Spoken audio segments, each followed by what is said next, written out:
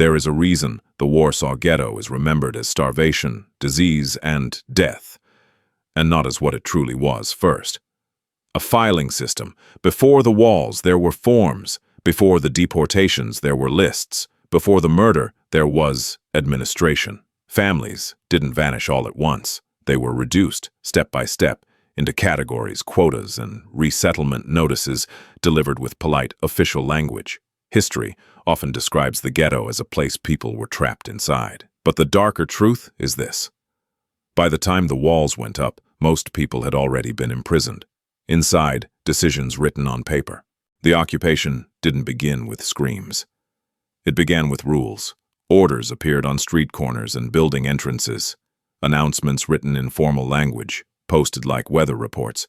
Curfews, restricted streets, confiscations, registrations, new definitions of who belonged where, who could work, who could travel, who could buy food. And every rule had a purpose beyond control. Documentation. Occupation power is strongest when it can count you, because when you can count people, you can reduce them into numbers. When you can reduce them into numbers, you can move them. And once you can move them, you can erase them without needing chaos. In Warsaw, the ghetto wasn't built only from bricks and barbed wire. It was built from permissions and denials. Who was allowed to cross a street, whose shop could open, whose wages could be paid, whose food could be purchased. Families were forced to adapt to a life where survival depended on stamps and signatures. A single missing document could mean losing your job, losing your ration card, losing your apartment, losing your place in line for the next day's bread. And that was the point. The system trained people to beg for normality, while normality was being dismantled in front of them. Then came the wall, not as a sudden shock, but as the final physical shape of what had already happened, socially and administratively. A city within a city, a population compressed, the same streets, the same buildings, now repurposed into containment, and the cruelest part was how quickly the world outside learned to treat it as ordinary. A wall becomes background if you live beside it long enough. Inside, the ghetto became a pressure chamber.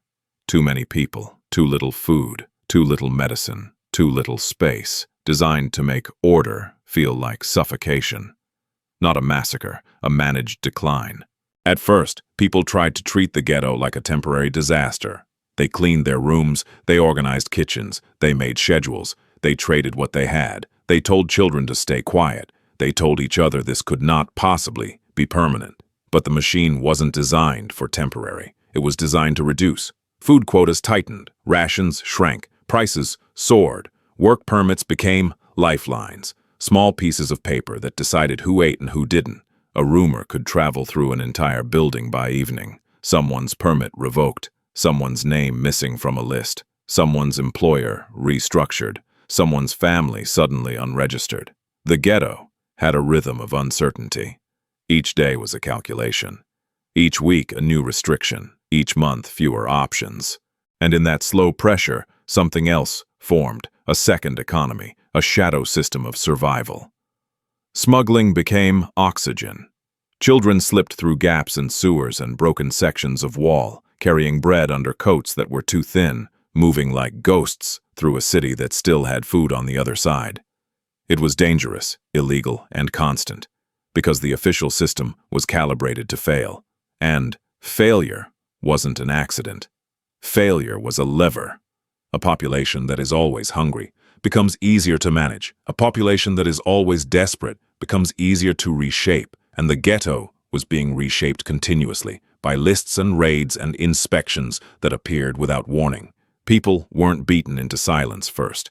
They were exhausted into silence, and then, when the population had been weakened, the machine shifted into its next phase, removals.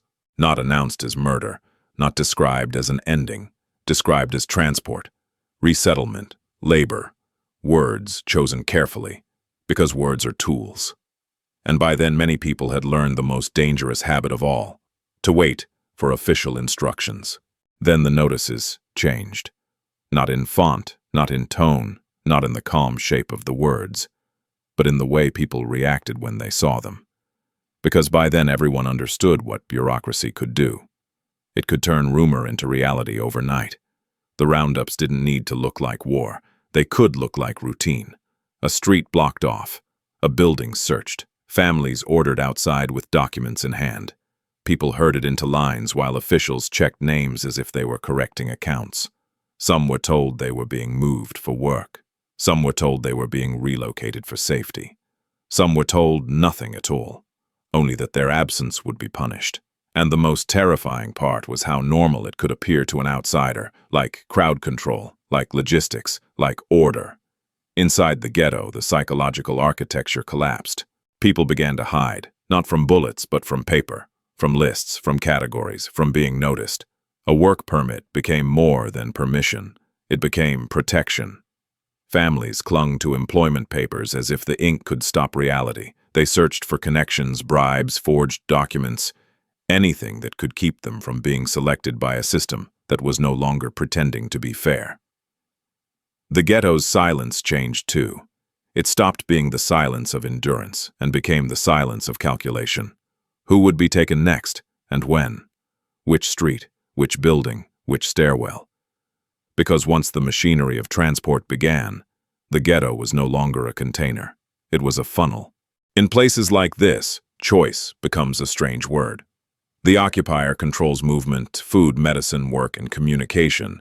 It controls the streets and the gates. It controls the clocks. So, what remains? Small decisions that look invisible until they aren't. A family deciding to share the last piece of bread with a child. A teacher continuing lessons in a basement. A doctor treating the sick with almost nothing. A messenger carrying information through ruins. And then, the hardest decision of all, whether to obey the next instruction, because the machine relied on compliance. Not enthusiastic compliance, just survival compliance. The kind that happens when you still believe rules can protect you. But as transports intensified and rumors became undeniable, something hardened inside the ghetto, an understanding that the system had a destination. And if the destination was death, then survival required a different kind of logic. People built hiding places behind walls, under floors, inside attics. They created watch systems and signals and escape routes. They learned to move quietly, to speak less, to treat noise like danger. It wasn't dramatic, it wasn't cinematic, it was practical. And it was the beginning of something the occupier feared more than hunger: refusal.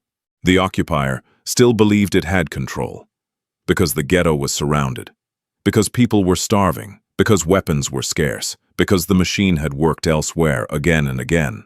But control is not the same as obedience. When transports continued and entire streets emptied, the atmosphere changed, not into panic, into decision. Silence became organized. People listened for boots and trucks. They tracked patterns. They counted days. They understood that the next action could be the last one.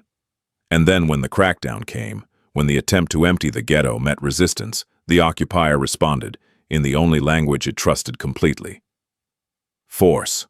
The ghetto began to burn.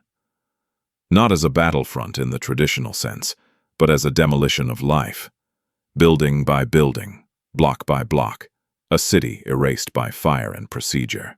To the occupier, the ghetto was not a community. It was an inventory problem. When resistance made that inventory harder to remove, the response became systematic. Sealing buildings, searching rooms, moving floor by floor, recording outcomes as if the city were a ledger being closed. There was no need for grand speeches. There was no need for explanations. The procedures were the explanation. Civilians were separated. Witnesses were managed.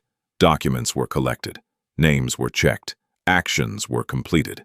Even in chaos, the machine insisted on order because order makes cruelty easier to repeat. When it was over, or when the machine decided to call it over, the remaining truth was inconvenient.